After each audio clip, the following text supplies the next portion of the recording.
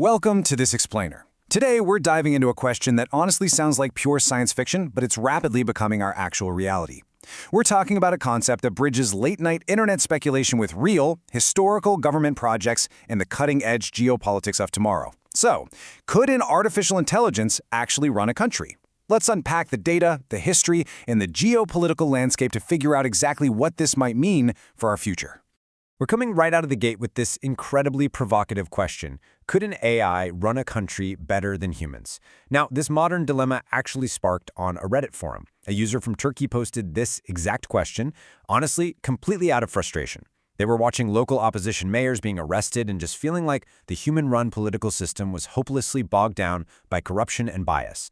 It forced them, and the thousands of others who replied to that thread, to wonder, what if we just took humans out of the equation entirely? Just listen to this quote from the discussion. If the justice system or government was run by an AI that couldn't be bribed or pressured, would people feel safer? It perfectly captures this visceral, deeply human frustration with political corruption, doesn't it? It drives this fantasy of a totally impartial, incorruptible algorithmic ruler. I mean, if the system literally couldn't be bribed, wouldn't we feel safer? It's definitely a tempting thought. No backdoor deals, no lobbying, just pure, optimized governance. But, as you might guess, taking the human element out of governance introduces an entirely new and potentially terrifying set of problems. Section 1. Chile's Cybernetic Socialist Dream. To understand where we're headed, we really have to look back, because this futuristic fantasy, it was actually attempted over 50 years ago. Back in 1971, Chilean President Salvador Allende teamed up with a British consultant named Stafford Beer. Their goal was incredibly ambitious. They wanted to build a distributed decision support system, which they called Project Cybersyn, to manage the country's nationalized economy. And this wasn't just some abstract theory. By 1972, the system was actually used to bypass a massive truckers' strike. They used it to coordinate a tiny fleet of just 200 trucks to keep the entire country running.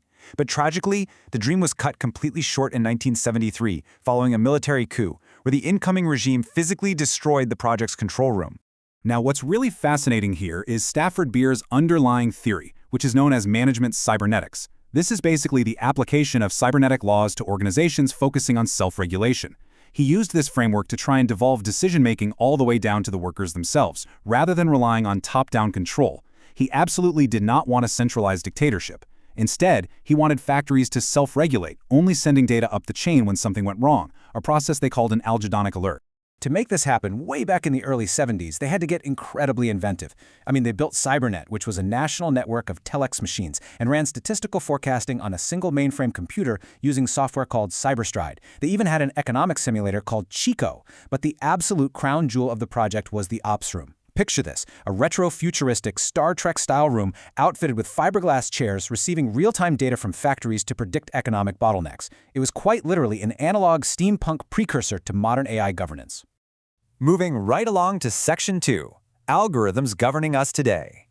Because while Cybersyn is a totally fascinating piece of history, the invisible hand of algorithmic government is already operating all around us. We aren't waiting for the future, we are living in it right now. Just look at this data. A recent report from the Turing Institute, which was highlighted by Fortune magazine, revealed something pretty staggering. When you look at the hundreds of millions of complex, repeatable transactions between a government and its citizens, an estimated 84% of them can be fully automated by AI. Let that sink in. 84%. That is a massive restructuring of how the state interacts with the public, shifting the heavy lifting from human bureaucrats directly over to algorithms. And you can see this integration happening right now within top U.S. federal agencies.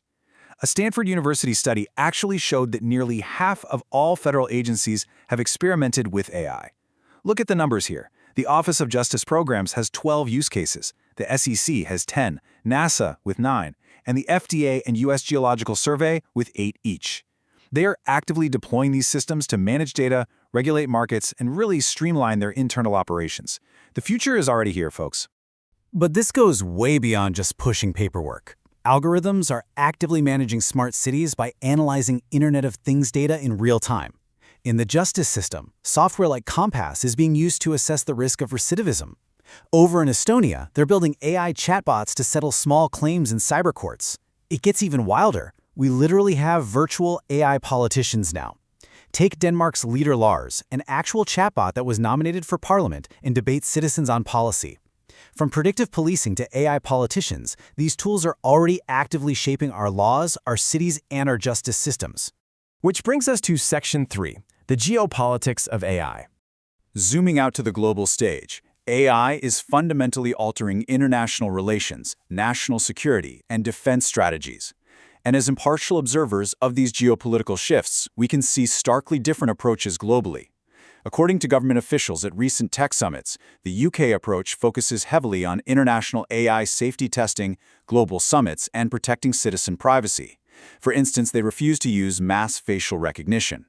On the flip side, the China approach prioritizes a widespread, deeply integrated AI ecosystem, openly utilizing wide-scale surveillance technologies and fundamental research to manage social cohesion. Now, we're not endorsing either of these, but it is a fundamental divergence in how different states view the role of the machine, and both approaches will drastically shape the future. And in the realm of national security, the stakes are understandably even higher. As defense experts from Palantir point out, AI creates what they call decisions at the speed of relevance. Think about it. Computer vision models can now scan thousands of satellite images in literally seconds. That's a task that used to take human analysts hours or even days. This totally compresses military decision-making and creates an entirely new, hyperspeed strategic race among world powers. All of this incredible power brings us to Section 4, the alignment problem.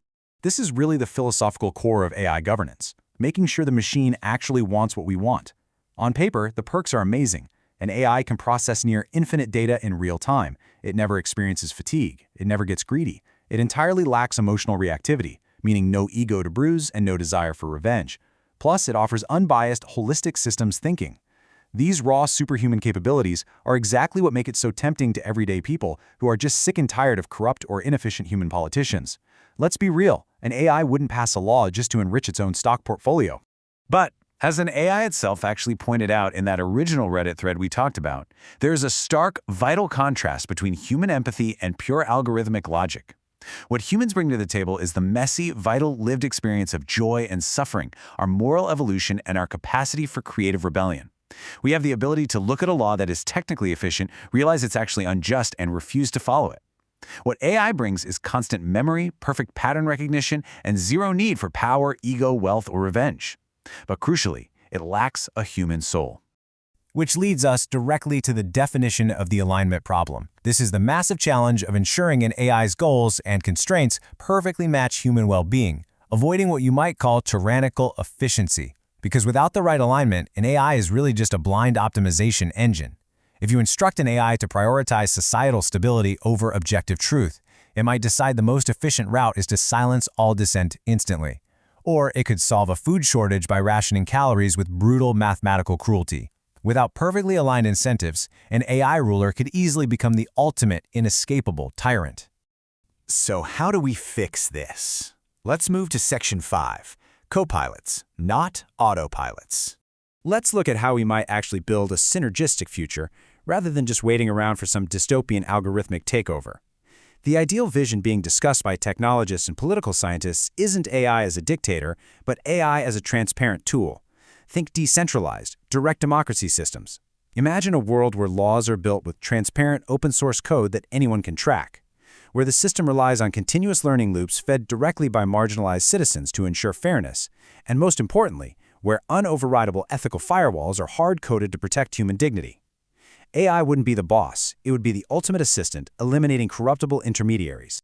There was actually a really poetic response generated by a large language model when someone asked if it should govern us. It said, and I quote, "I'd rather be a co-architect, a mirror, a map, a compass, not the hand that moves the people, but the light that helps them see the path." Wow. That beautifully summarizes the whole idea here. Technology should illuminate human choices, not make them for us. Because AI can absolutely deliver either outcome, we have to ask ourselves this final defining question about the future we choose to live under. Do you want freedom or control? The algorithms are already here, guys. They are actively governing parts of our lives right now. The architecture of tomorrow is literally being built today. So it's ultimately up to us to decide if the machine will become our absolute ruler or our greatest tool. Thank you so much for joining me for this explainer. Keep asking those hard questions and keep looking at the data.